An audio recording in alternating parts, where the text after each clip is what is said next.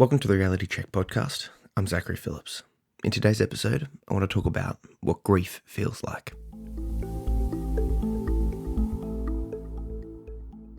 So, very recently, I read the news that the lead singer, Chester Bennington from Linkin Park, had committed suicide. And this came on the same day as the news of a family member also committing suicide. Now, the reason I bring up Linkin Park is growing up, they were a massive influence on my early childhood. For those that know my story, know that I was in a fairly traumatic and troubled place, and their music was saying what I was feeling, and it was a way to express myself without even really recognizing it at the time. I didn't understand sort of the typical pop music of the day, but music of Linkin Park and bands similar to really helped me to get to sort of get a community and to understand how I was feeling about the world. So the news of both of those suicides on the same day took a massive impact upon me. So at the end of this podcast, I'm going to put about a 3-minute recording of something that I recorded from on the day, or I think maybe the day after. And this podcast sort of goes along with the What Depression Feels Like and the What Anxiety Feels Like podcasts. And I wanted to share what I was feeling at the time. The hopes in doing that is that it'll show people what you'll be able to hear the difference in my voice, and you'll be able to hear what I was thinking based on the way I'm expressing it. Because what I've realized about grief and about loss is that it comes in waves. So right now, as of recording this now, I'm not in the best place, but I'm able to process my thoughts and express them. Whereas, as you'll hear later on, when it originally happened, I wasn't able to do so. So if you stick with it to the end, you'll be able to hear that. But before I play that, I wanted to just address a few things in relation to suicide and loss in general. So the first thing I wanted to address, which I've started to cover, was the waves. You know, me personally and family members and people in general will describe that your grief will come in waves. You'll be feeling it. You'll feel horrible and depressed and down, and you might feel suicidal yourself. You'll be not understanding, and it will come. And then within a few minutes or an hour or a day, the cycle won't be different, but you'll be fine and everything will be fine. And you'll be like, well, I should just get back to work and do what I can do and, get after it if that's what you're doing, And for me, I've sort of fallen into that trap a couple of times. I'm like, okay, I'm fine now. Let's get on with it. And taking steps to do what I'll usually be doing in my life, which is there's a lot that I try and get done. But when I'm in this up part of the wave, I'm like, yeah, I'll get back to it and I'll get doing it. And then obviously the wave comes back down again.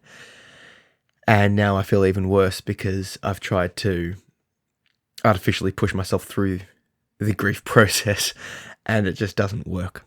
So, obviously it all depends on your connection to people and you yourself and a whole range of other factors, but grief will come in waves. So if it's you, take a bit extra time than you think you should to recover. And if you're helping someone else out, be aware that they'll go up and down, so they'll seem good, and then they'll get depressed again, or they'll go down again, and then they'll seem really bad again, and then they might go back up again, and they might go back down again. So just be aware of that process. It's going to happen. The second thing is, I think it's really important to talk about it. Thankfully, my wife is an angel, and she's more than willing to talk and express, and she knows me so well that she knows that if she doesn't push me to talk, I'll just bottle it up. And that's a coping mechanism that I've developed over years of dealing with trauma and shit for my father and the people around him. But my initial reaction at anything is to, but just curl up into myself and just not feel it. And the problem with that is that, well, long term it doesn't work because you end up not feeling anything, and the ability to feel things is obviously quite important. And if you don't feel the bad, it's really hard to feel the good. So over the long term, it's not that great. It's useful in the short term if something's too stressful or too confronting to deal with, in the sense that if you see or experience a trauma and you block that off, that can actually be quite a useful defense mechanism. But if taken too far, it's just crippling for your emotional well-being. So, I've discussed it before, but I talk about it being akin to a dam built backing up with water pushing on it. They always have a bit of water being able to be let through to, release the pressure on the dam. So, by all means, don't just delve straight into yourself and, hurt yourself, but talk a little bit and express it. And if your loss has impacted multiple people, get yourselves together and talk about it. Talk about the person, the good times, talk about the bad, talk about what happened leading up and your memories of them from years ago. And just express it. And that'll help you to feel something and feel connected. And, as a group, you'll all go up and down together. You'll all feel, laugh and reminisce about the good times, and you'll all feel sad. But that's a good thing. It's a coping thing.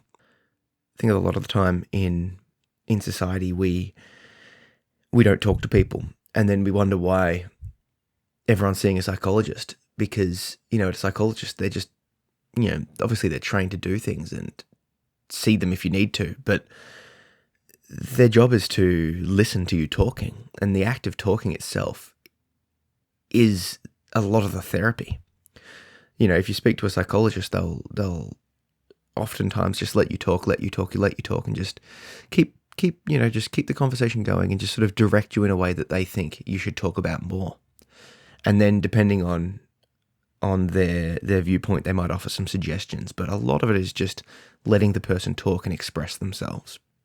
But if you can do that with the family, you're all doing that together, you're all helping each other, you all know each other's stories, and you're getting that healing yourself. So if you're going through a grief period, express yourself. Now, like I said, I got the news about Chester Bennington from Linkin Park and my family member committing suicide, both of them on the same day. And it was this double whammy that really got me. But I've been looking online and I've seen people expressing thoughts and feelings on, all of their music and the articles about it, and expressing their loss and how they're upset and depressed. And of course, the internet's the internet, and people are like, well, you don't know them, get over it. And, just like Robin Williams and, any other famous people, just because you don't know them personally doesn't mean you're not going to be impacted by it. I read a while ago saying that a lot of the time suicide is not talked about or covered up because there can be a risk of follow-up suicides, in the sense that you see your idol or someone that you've looked up to or a family member doing it, and you're more inclined to do it yourself because they're sort of leading the way. So whenever any famous person does commit suicide and that news does come out, it can cause a lot of distress and trauma in people. And considering the fan base of a group like Linkin Park, the demographics are going to involve, I would imagine, a proportion of the population that have issues with mental health and childhood trauma and, anger and that whole thing. If you just listen to their music, it's clear to see why. And the people that I know that like them have, got similar issues and things in their past that they're trying to deal with. We connect to the expression that's expressing what we want to get out. So it is legitimate to feel saddened when someone famous dies, and to be left not understanding why it's happening if someone famous commits suicide. And, people will be quick to blame themselves, both, within the family for a family one, but also I saw an article about that was trying to put the blame back on the fans, saying, well, you didn't like their most recent album that was released and all this sort of stuff. And I don't know, I think it's a bit disingenuous trying to make some money on a blog post to shift the blame to the fans who didn't like their most recent album, or was saying to the band that, we want your old music back. And, I didn't express it to them through social media or anything, but I much, much preferred their older stuff. But if you look at their sales records, they're selling just as well as they used to in the past. Their sales have gone up compared to when most of the people that would have made these comments that this blog post is criticizing them for. It's this culture of trying to assign blame, or why did this happen, or they didn't do this, or who knows. No, yeah, I'm sure the criticism from the public would have not really helped their mental state, but if it's a famous person, they're used to criticism, and to assign that as the blame seems kind of ridiculous. There would be a history. There's many, if not every famous person will be criticized in some capacity for what they're doing. There'll be other things happening in their lives that will cause it. It could be a history of mental illness and suicidal thoughts. It could be, and I don't know the different situations, obviously, I'm not making any assumptions, but these are the causes that, increase the likelihood of anyone committing suicide. It could be someone close to them committing suicide. It could be the continued use of drugs. It could be, a significant event happening in their life that they can't deal with. There's a bunch of different reasons for it. But it's important to understand that ultimately it's not your fault. If someone commits suicide in your family, or a famous person does it, or anything like that, it's not your fault. Ultimately, it was their choice. And the reasons why would be known to them. But a lot of the time, they feel that the world would be a better place without them, or that the inner world and the suffering that they're feeling is too much to bear. And, if you feel like the world would be a better place without you, and you're suffering from a lot of pain, that you feel like death would end that suffering and would actually be a benefit to other people, it makes sense why you would go through with committing suicide. And I'm not sure about the history of different people, but if you've already attempted to commit suicide, then you've sort of imagined yourself free of the pain and the suffering, and you've imagined the world free of you. And I don't remember the exact quote right now, but it's something like a mind expanded can't retract. And if you've already started thinking down that process of, the bad feelings that you're feeling ending, and the people that you believe to be negatively impacted by your presence are no longer impacted by it. If you've thought those thoughts and you've attempted suicide, so you've already just accepted that that's a reality, and you fail, and you're now still alive, your mind can't just snap back to natural reality easily, and that's why there's a lot of stories of people who have attempted suicide actually completing it. Often they don't successfully complete suicide until, the first time. They'll attempt it a few times and then it happens. And just to clarify, the word successful completion isn't implying that it's a good thing. It means that they've completed it. It's just the technical terminology. So I suppose before I play what I recorded earlier a few days ago, I wanted to just suggest a few things. If you're listening to this and you're concerned about someone else, take action. If they're in the process of committing suicide, or you catch them in the act, call the ambulance, call the police, call the CAT team, get an expert there and get them to a psychiatric ward to be monitored. They may need medication, but they may need to be locked up for the night or for a week, or just, extracted from their life because it's an emergency. They'll say that they don't want to go. They'll say that they're okay. They'll say that you caught me and that's fine. it might be worth not listening to them in that instance.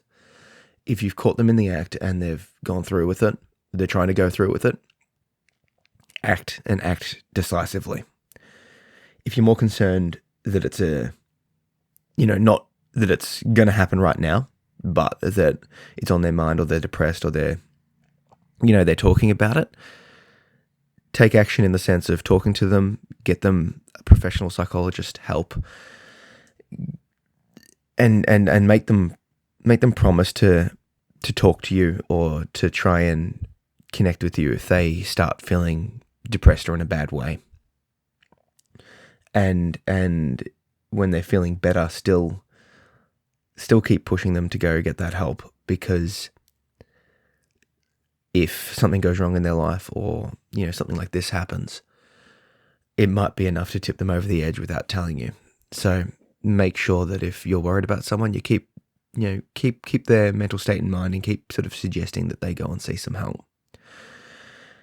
And if they need help, them organise that. And I suppose the last thing is if you've heard this and you feel a bit rattled yourself, talk to people, connect, realise yourself, do things that'll make yourself feel better. And if you are getting more concerned than that, take yourself to a psychologist, speak to someone that is trained in grief counselling or depression or that sort of thing. And the first step would be to just go to a general doctor and let them know what's up and say, I want a referral to an expert, and they will. So with all this in mind, it's suicide and depression is unfortunately a fact of life, and it's a lot more common than is generally discussed and talked about. So I want you to just be aware that there is a general risk in the population. So be safe, take action if you need to.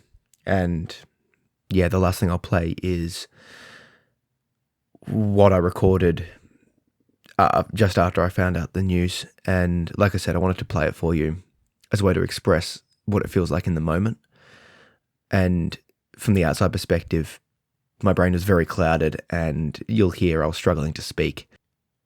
I just wanted to share it as a way to sort of open up what it's like to experience different mental states.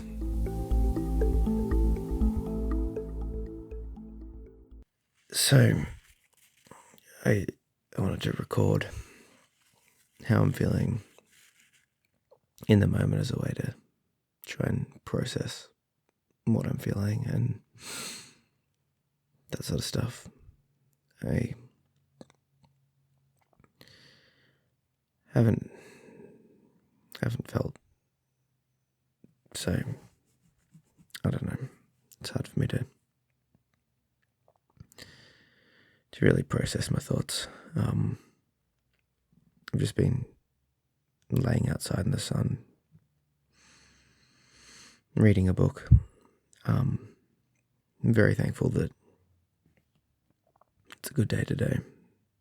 Sun shines out. It's actually quite nice. I've also, a couple of days ago, injured my shoulder, so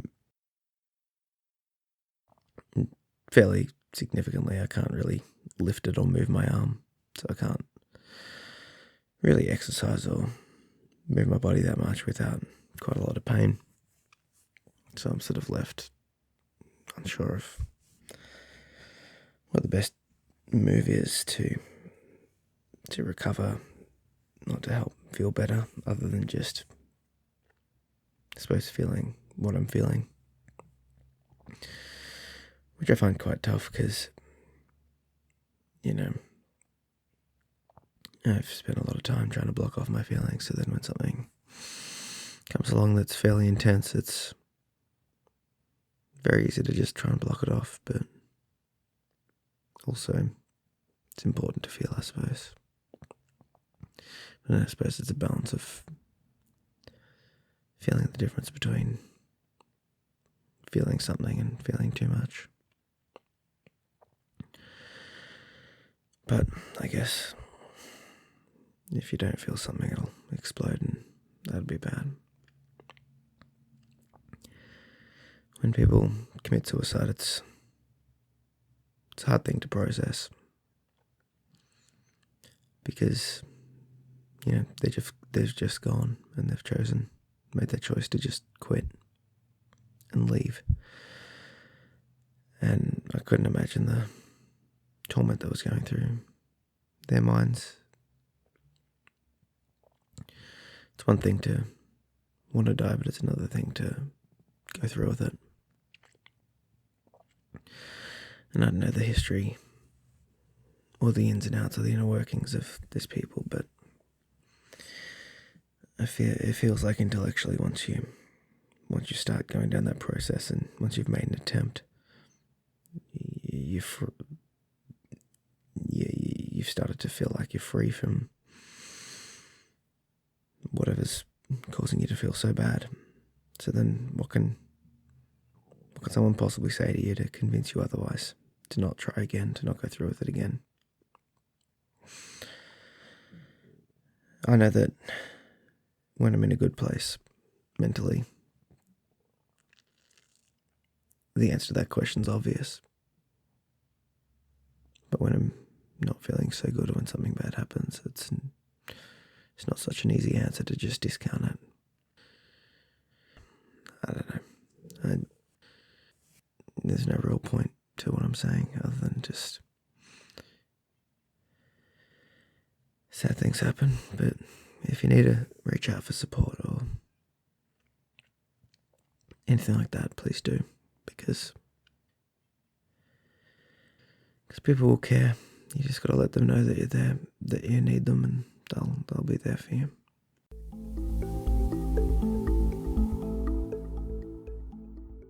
So thanks for listening, guys. And I just want to reiterate that if you're struggling yourself, or you're contemplating suicide, or you know someone that's might be contemplating suicide, please take some action. And that could be getting some help. It could be talking. It could be Googling suicide prevention or suicide support. And the key is I'd prefer to take action, and then, if I'm concerned about someone, I'll take the steps that I think are necessary at the time, because, they may not need the support, but they may. And if you don't take any action, you run the risk that they might go through with it. And in my mind, it's better to risk offering the support or taking the action, even if they say that they're fine, because then you know that they're safe. And if they're doing something that warrants your concern, there's a reason that you're concerned. So take some action. And finally, guys, if you like what I'm doing here, please subscribe to the podcast and recommend it to anyone that you think would appreciate it. And if you head over to my website at zachary-phillips.com, from there you'll be able to see my blog and also check out my book as well. I've called it Under the Influence, Reclaiming My Childhood. And in it, I basically share the story of what it was like to grow up or in the household of someone that was basically an addict and a drug dealer. And I share some of the more poignant moments of my past. And, it's a bit of an intense read, but it's helping people in the sense that people that have gone through similar circumstances with a drug or alcohol affected parent or a neglectful parent are coming back to me with the feedback basically saying, some of the stuff that you've written, Zach, has been quite on point to what I've been feeling, and I haven't been able to express it. I haven't found other people with a similar story. So if you think that's you, head over to the website, check it out, and take a read. And finally, I just want to remind everyone about my Share Your Story project. In this project, I'm basically providing a platform for people to share their story, and it can be about anything. Basically, I'm after people to talk about an aspect of their lives that other people that aren't living it wouldn't really understand or know about or even consider. And it could be about mental health, but it could also be about a hobby or work or a relationship status or something like that, something that you've lived through or are living through that you would like to share and express. And I've got a bunch waiting to upload, and there's already a bunch up. So head over there, check it out, read the stories, and if you've got something that you think you'd like to express and you think people would benefit from, please make contact with me either through my website or on my social media at Zach P. Phillips on Twitter, Instagram, or Facebook. And we'll talk about if we can get your story up online and see if it can help some people. So, yeah, check it out. Finally, I want to remind everyone that my next podcast will be a Ask Me Anything podcast. So once again, make contact with me, ask me any question you like, and I'll feature it in the next podcast. Thanks.